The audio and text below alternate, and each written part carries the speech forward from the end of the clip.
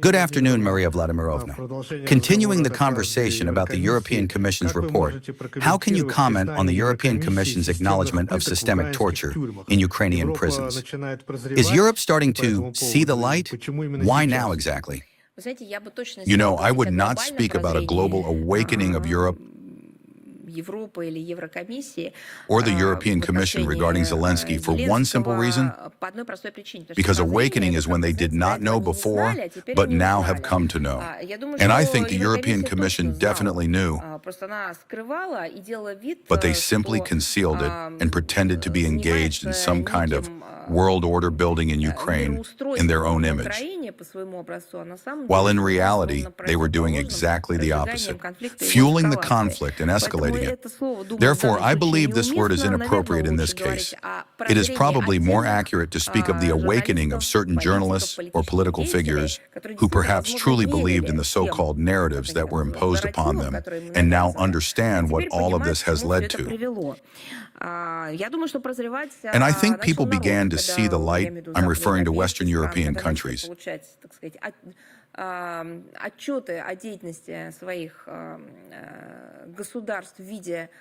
When they started receiving, so to speak, reports on their government's activities in the form of rising tariffs, not just for electricity, but in general, and a deterioration of their own lives and the new problems they are facing.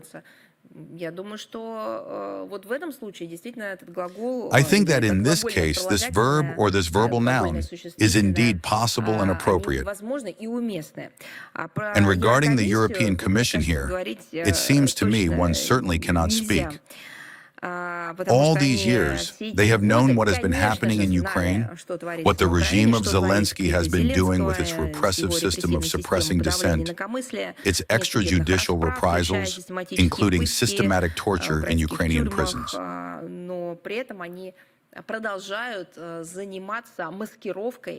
Yet they continue to engage in the concealment and sponsorship of the Kiev terrorist regime.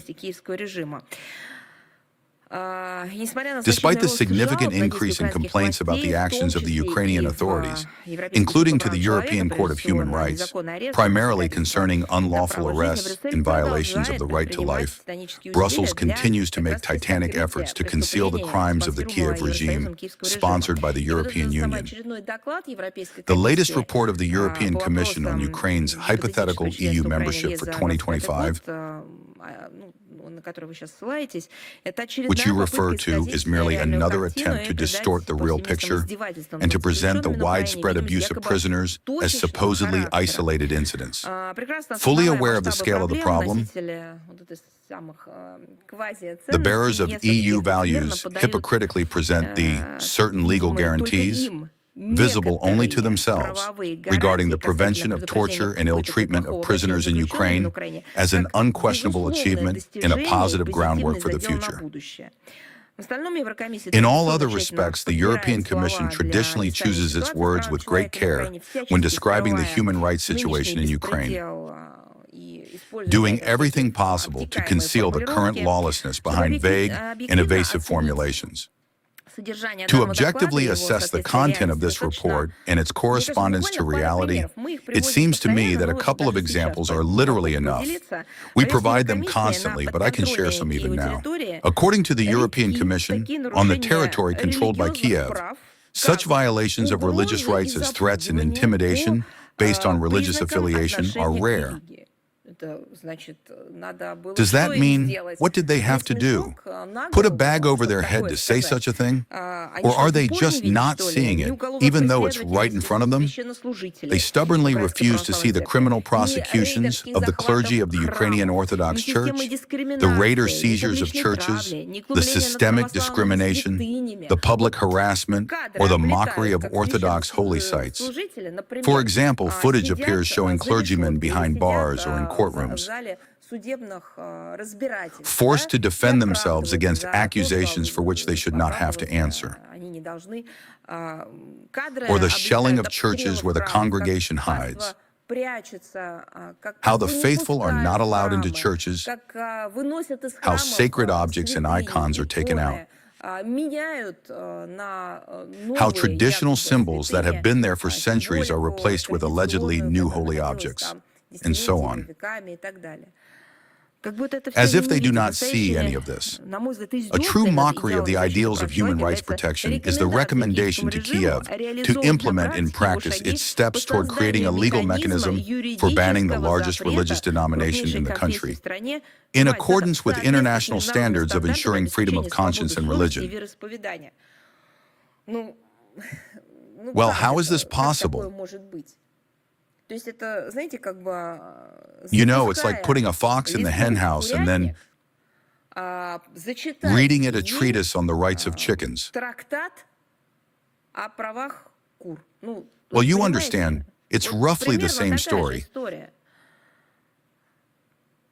And not only that, but then to ask if it has truly understood the material well, and without asking again, so to speak, open the gate.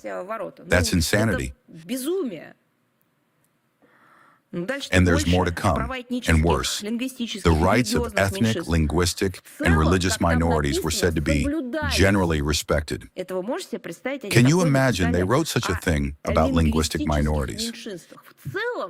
In general, well, it's as if everything was being observed. That is, maybe, generally Zelensky even speaks Russian at home.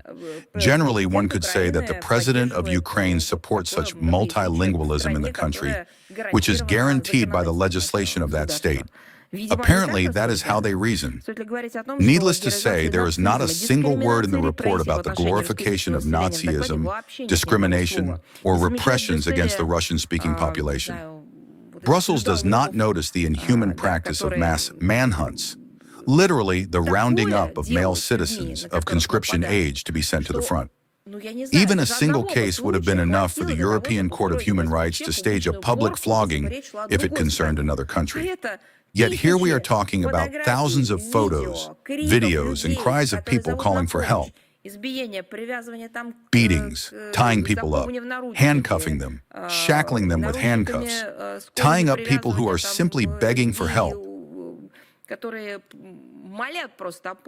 dragging them by their hair, by their arms, by their legs, out of their homes without any basis for it. And this while their legislation on this issue keeps constantly changing. Such manipulations and falsifications by the European guardians of humanitarian law are yet another direct proof of the total degradation of the pseudo-human rights agenda of the European Union.